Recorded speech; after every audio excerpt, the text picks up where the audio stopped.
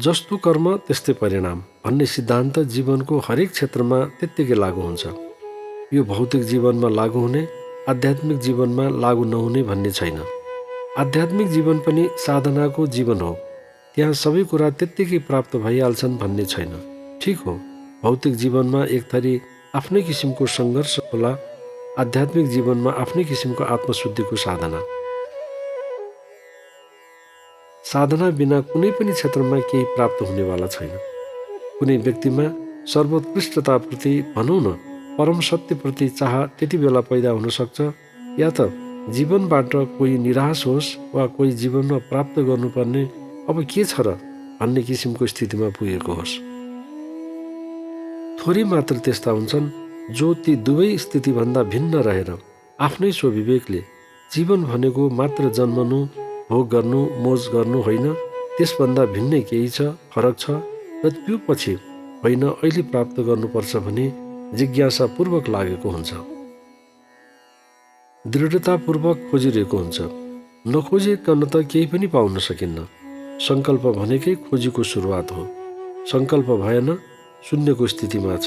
सङ्कल्प भयो कि एक हुँदै अनेकको तर्फ बढिहाल्यो। त्यसमा पनि सत्सङ्कल्प हुन सक्यो भने के चाहियो? पूर्णताकोतिर अभिमुख हुने बाटो खुल्यो भने भन्ने सम्झे हुन्छ। मानिस गजबको प्राणी छ। जन्मदै पूर्वजन्मको संस्कार र वर्तमान जीवनमा उसको लागि सुलभ भएका अनेक संस्कार, सङ्गत र आफ्ना अनुभवहरूबाट डोरिँदै अघि बढेको हुन्छ। भ्रम, अज्ञानता र मोहन्दताले पनि उसलाई दिग्भ्रमित तुलाइराखेको हुन्छ, जसको कारण व्यक्ति आफू बाँच्नु र आफ्नालाई बचाउनकै जिजीविसाको चक्रव्यूहमा फस्न पुगेको हुन्छ। यही कारणले त हो केवल लेनादेना, जोड घटाउ, आम्दानी खर्च, स्वीकार अस्वीकार, सङ्ग्रह त्याग, प्रेम घृणाको घेराबन्दीमा जानी नजानिकन ऊ भासिन पुगेको हुन्छ। यही बाध्यता र परिस्थितिले उसलाई जीवनभर दौडाइरहेको हुन्छ नजाने कुन दुनियाँमा। यस्तै सङ्घर्षको खिचातानीमा अनेक आशा, मनोकाङ्क्षाहरूको पूर्तिको चाहना राख्दा राख्दै एक दिन जीवनले सदाको लागि विश्रान्ति लिन्छ। शरीरले अन्तिम श्वास फेर्छ। शरीरान्त हुन्छ, भनौँ न देहान्त हुन्छ। उसको मृत्युमा आफन्त, नाता, कुटुम्ब, शुभेच्छुजनहरू दुखित हुँदै अनेक अश्रुधारा बगाउँछन्। मानव रोएर ऊ बिउतिनेवाला छ। जीवन कहाँ फर्किन्छ र? जति नै कोही रोस्, बिलौना गरोस्, पञ्चतत्त्वको शरीर पञ्चमहाभूतमा मिल्न पुग्छ।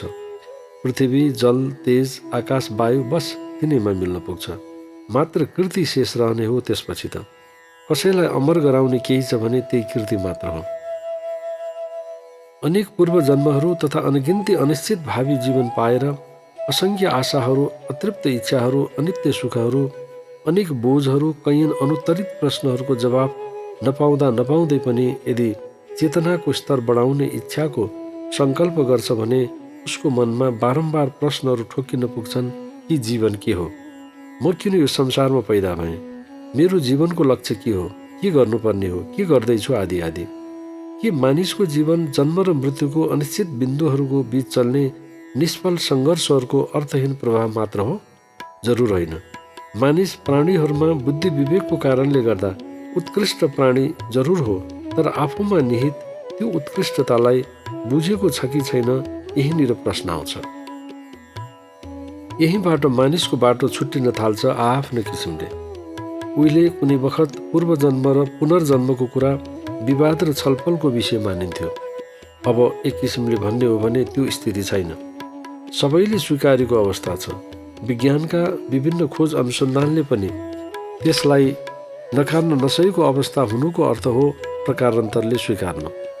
यसैले पनि हो युरोप अमेरिकाका कैयन विश्वविद्यालयहरूमा यस विषयमा पढाइ र गहन अनुसन्धानमा समय, परिश्रम र जनशक्तिको प्रयोग भइरहेको छ। दिन पर दिन नयाँ नयाँ तथ्यहरू सामुमा आउँदैछन्। अनेकौँ साना मसिना मझौला योनिका जीवनलाई पार गर्दै त्यही जीव कर्म र प्रारब्धवशात आज मानिसको रूपमा एउटा यस्तो द्वारको सामुन्ने खडा छ कि त्यहाँबाट सर्वोत्कृष्ट जीवन वा दिव्य जीवनतर्फ आफूलाई डोराउन पनि सक्छ। होइन, नचाहने हो भने यहाँको जिन्दगी पनि घोर अन्धकार र भ्रममा बिताएर अमूल्य जीवनलाई खेर फाल्न पनि स्वतन्त्र छ। सामान्य जीवन त पशुपन्छीले पनि बिताइरहेका छन्। त्यसको के अर्थ? भन्ने मनमा लाग्ने हो भने र जीवनलाई सार्थक तुल्याउने हो भने जो कसैलाई पनि सार्थक आनन्दमय दिव्य जीवनको खोजी नगरी सुखै छैन। घृणाको अँध्यारो खतरनाक जङ्गलबाट आफ्नो बाटो खोज्दै प्रेमको प्रदीप्त र सुरक्षित उद्यानमा जो कोहीले प्रवेश चाहेको हुन्छ, तर त्यसको सही माध्यम फेला नपर्दा जीवन डगमगाइरहेको हुन्छ। साधनाको सही तरिका जानेको खण्डमा अहङ्कारको निरस र मलिन गुफाहरूलाई पार गर्दै निस्वार्थ प्रेमको खुला र स्वच्छ मैदानमा पुग्न कसैलाई पनि गाह्रो पर्दैन।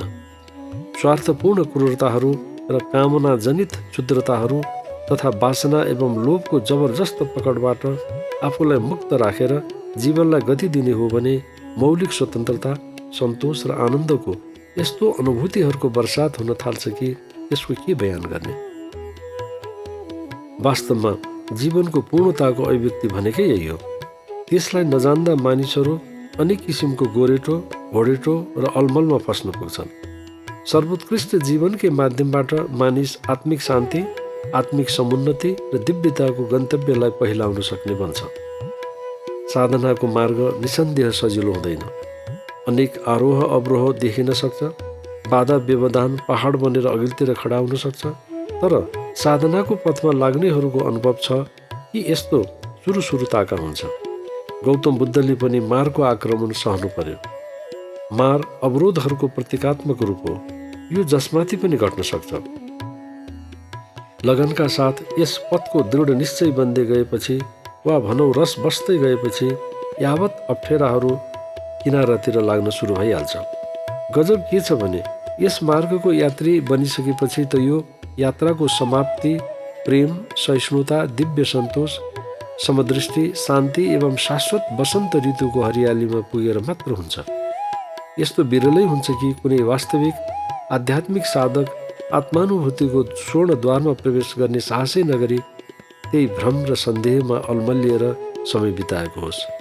त्यस्तो व्यक्ति सायद यो जान्दैन कि आत्मानुभूति भनेको सार्वजनिक उद्यान हो, जहाँ जो गएर त्यहाँको सुवासको आस्वादन गर्न सक्छ, स्वच्छ हावाबाट फाइदा लिन सक्छ।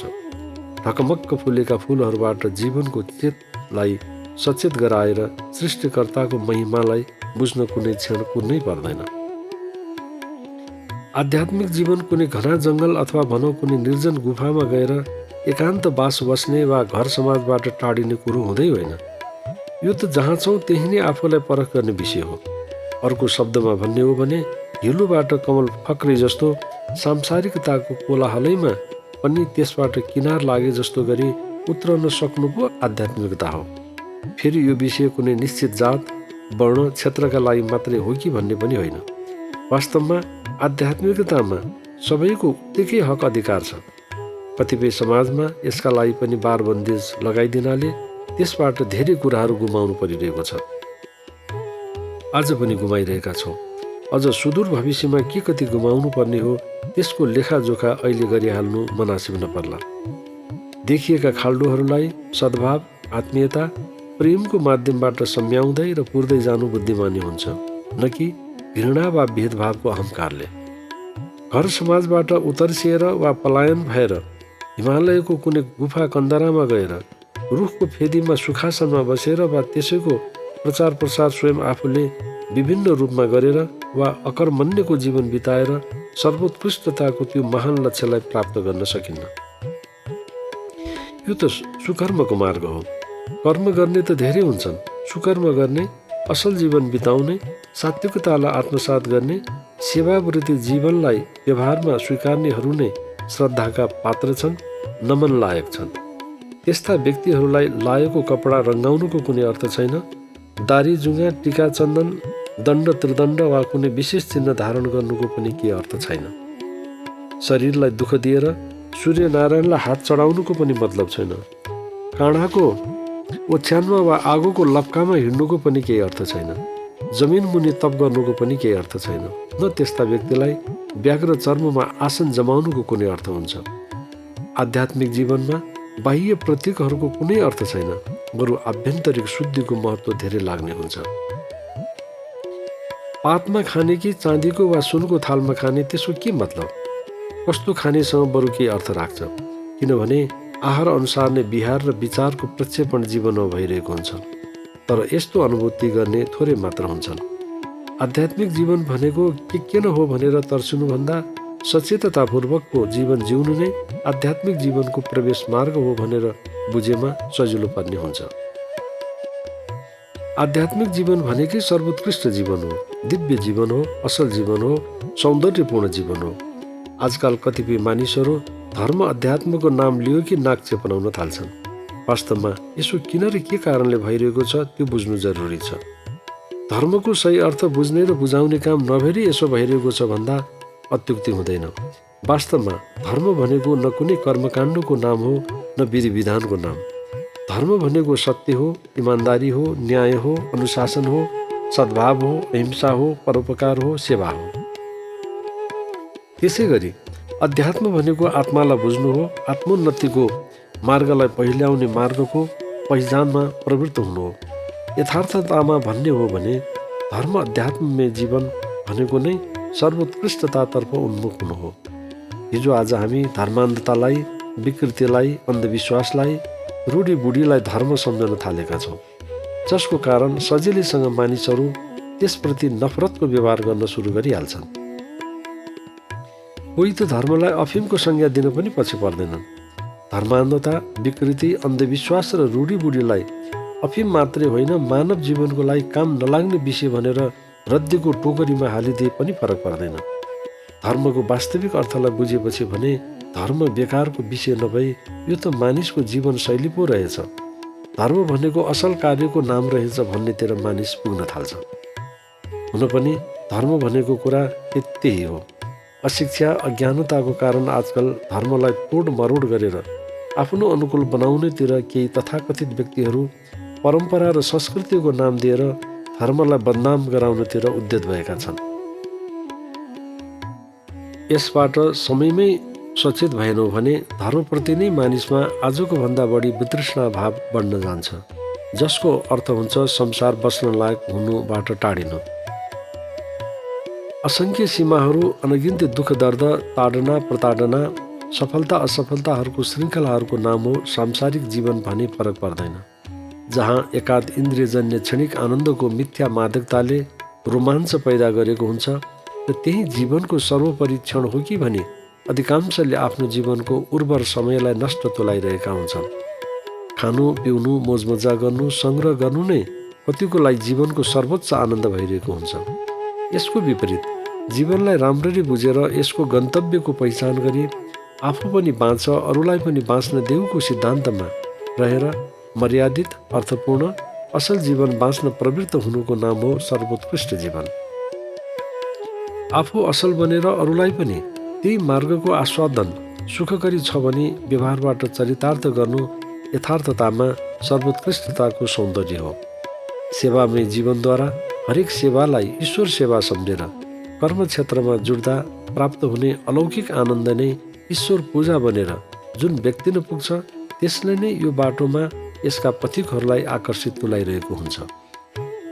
सर्वोत्कृष्ट जीवन स्वयं नै एक यस्तो चिरस्थायी अनुभव हो जहाँ जीवनलाई सदैव यस्तो अनुपम आनन्द मिल्छ कि जहाँबाट यस मार्गमा हिँड्ने पथिकहरू वा साधकहरू वा अनुयायीहरू सच्चिदानन्द घन परमात्माको सत्तामा विलिन हुन अगाडि बढिरहेको भान हुन्छ। हुन पनि यही जीवनको गन्तव्य हो, लक्ष्य हो र साधनाको पराकाष्ठा पनि।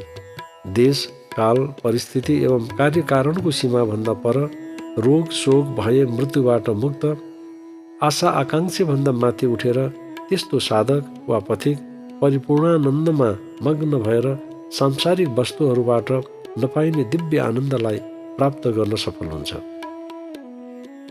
सर्वोत्कृष्ट जीवन भनेको सांसारिक सबै सङ्ग्रहणीय वस्तुहरूको सङ्ग्रहमा लिप्त हुनु भन्ने नभई जीवनको सच्चा स्वरूपलाई जानेर जीवनको सदुपयोग गर्नु हो, न कि दुरुपयोग गर्नु। मानिसले बाँचुन्जेल बुझ्नै प्रयास गरेको हुँदैन कि सांसारिक जीवन जिउँदा ऊ कति भड्किलो, विषयासक्त, लोलुप र लोभी हुन्छ भन्ने कुरा। यी यस्ता विषय हुन् कि जसले मानिसलाई जीवनभर अनेक दुश्चक्रमा घुमाइरहेको हुन्छ। दुर्भाग्य त कहाँनिर हुन्छ भने यस्तै कारणले गर्दा उसले सर्वशक्तिमान, सर्वव्यापी, सर्वदर्शी, सुन्दराति सुन्दर, घटघटवासी परम प्रभु परमात्मा जो आफ्नै अनन्त हृदय र हरेकको हृदयमा वास गर्नुभएको छ त्यो साँचो यथार्थलाई समेत अज्ञानताको कारण सम्झन बुझ्न सकिरहेको हुँदैन। बत्ती मुनि अँध्यारो भने जस्तो भइरहेको हुन्छ। आफूमा भएको अज्ञान रूपी अन्धकारलाई कसैले हटाउन खोज्यो कि सम्झे हुन्छ ऊ अब परम तत्त्वको खोजमा निक्लियो वा आत्मिक उन्नतिको मार्गमा यात्री बन्यो।